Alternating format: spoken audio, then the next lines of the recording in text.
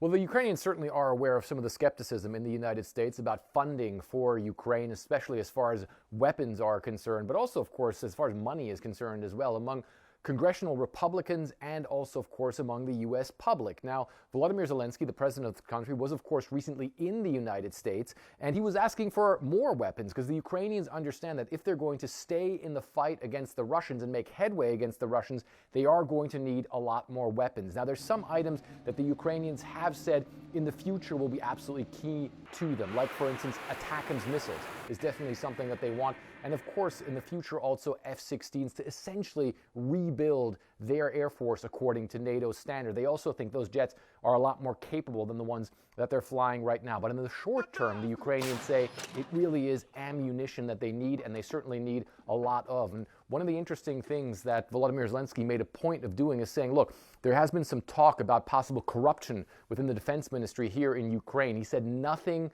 had to do with weapons that were provided by the United States. And one of the things, of course, that he also did is he replaced his defense minister pretty much right before coming to the U.S. and took that new defense minister to the United States to reassure the U.S. that if it gives weapons and when it gives weapons to Ukraine, it would be a transparent process. The Ukrainians fully understand that without further weapons from the United States and also its partners, they're going to have a very difficult time sustaining some of the high-level operations that they're conducting right now.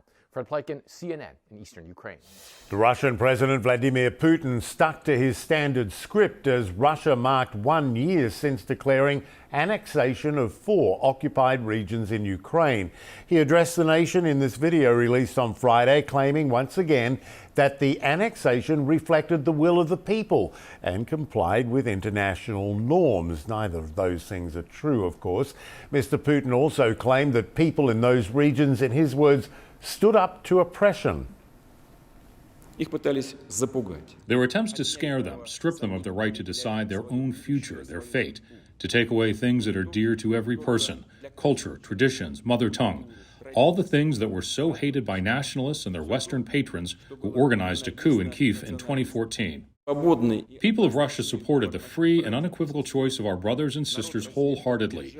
People of Russia understood it and deeply felt the main thing. By protecting our compatriots in Donbass and Novorossiya, we protect Russia itself. We fight together for the motherland, our sovereignty, spiritual values, and unity, for our victory.